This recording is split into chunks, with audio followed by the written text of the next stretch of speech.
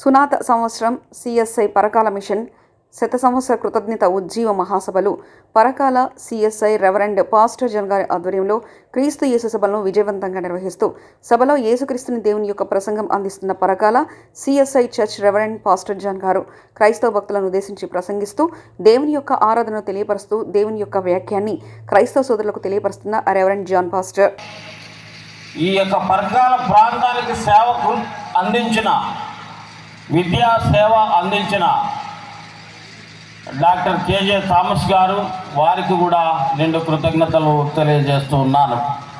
మరి అదేవిధంగా మన యొక్క సెయింట్ పాల్ చర్చ్ సంఘ సెక్రటరీ గారు బండారి థామస్ గారికి నిండు కృతజ్ఞతలు తెలియజేస్తూ నేను ఈ సమయంలో ఈ యొక్క మీటింగ్ జరపడానికి సిద్ధపడి మీటింగ్ అంతా తన భుజాలపైన వేసుకొని నడిపిస్తున్న మన యొక్క గ్రూప్ చర్చ్ కౌన్సిల్ సెక్రటరీ గారైన బి జాన్సన్ గారికి కూడా నా వందనాలు కృతజ్ఞతలు తెలియజేస్తున్నాను. ఈరోజు చాలా సంతోషం. మిషన్కు ముగింపు మనం మాటల ద్వారా అనుకుంటున్నాం, కానీ మిషన్కు ముగింపు లేదు. అది గాడ్స్ మిషన్, అది ముగింపు లేని మిషన్. అది నిన్న నేడు నిరంతరం కొనసాగేటువంటి మిషన్.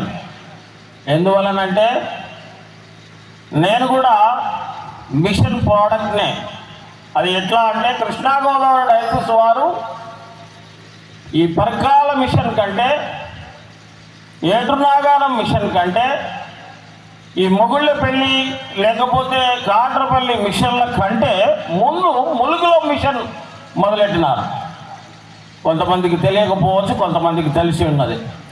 ఈ మిషన్, ఆ ములుగు మిషన్లో నేను అక్షరాభ్యాసం చేసి ఆ ములుగు మిషన్ కింద ఉన్నటువంటి ఒక విలేజ్లో ఉన్నటువంటి మేము ఎదిగి ఈ విధమైనటువంటి ఒక రీతిలో మీ మధ్యలో ఒక అయ్యగారుగా మారినాను.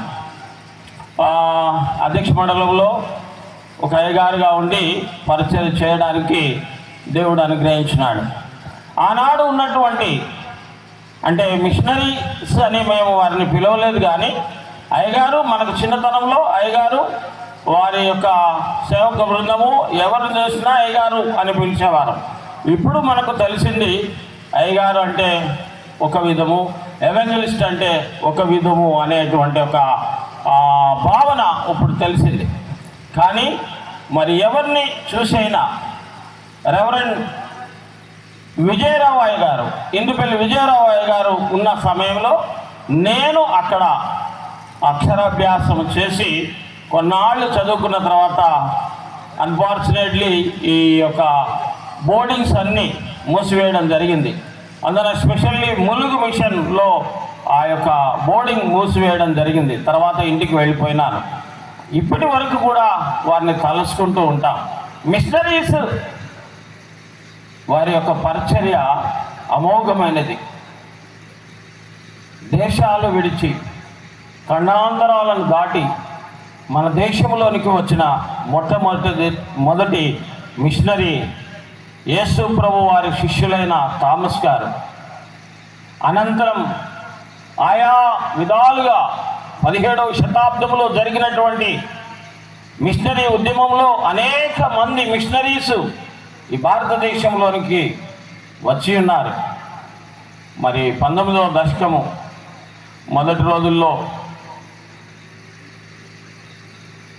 మన చర్చ్ ఆఫ్ సౌత్ ఇండియా అన్నిటిలో కలిపి ఒక సినాడ్ మహాసభ ఉంటుంది.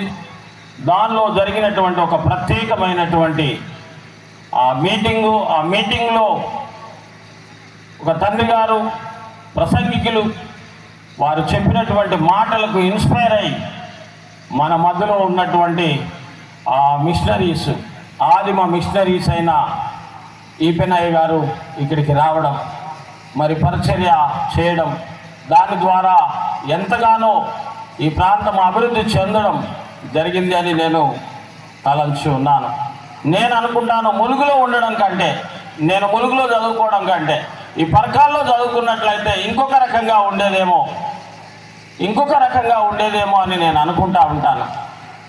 దేవుడు వారిని అధికంగా ఆశీర్వదించి వారి ద్వారా ఉన్నటువంటి అనేక రకాలైనటువంటి మేలులు పొందడానికి ఈ ప్రాంత ప్రజలకు దేవుడు కృప అనుగ్రహించినారు. అందును బట్టి వారిని నిద్రలోనైనా మర్చిపోతే మనల్ని దేవుడు క్షమించడు. కనుక వారికి ఫార్మర్ మిషనరీస్ అందరికీ, ప్రస్తుత యాక్టింగ్లో ఉన్నటువంటి మిషనరీస్ అయినటువంటి మీ అందరికీ, మీ కుటుంబాలన్నిటికీ కూడా ప్రభువైన యేసుక్రీస్తు నామమున నేను వందనాలు తెలియజేస్తున్నాను. నిండు కృతజ్ఞతలు అది మనస్ఫూర్తిగా నేను తెలియజేస్తున్నాను. కారణం ఏంటంటే మిషన్ యొక్క పరిచర్య విధానము ఎంత కష్టాన్ని, ఎంత త్యాగాన్ని వారు కలిగి ఉంటారనే దాన్ని నేను గమనించి ఉన్నాను. ఎందువల్లంటే నేను ఎవెంజలిస్ట్గా పనిచేసిన కాలమంతా ఎటు నాగారం మిషన్లోనే నేను పనిచేసి ఉంటున్నాను. అక్కడ ఉన్నటువంటి మిషనరీస్ నాతో పాటు కలిసి మరి వారు ఎంతో కష్టపడేవారు.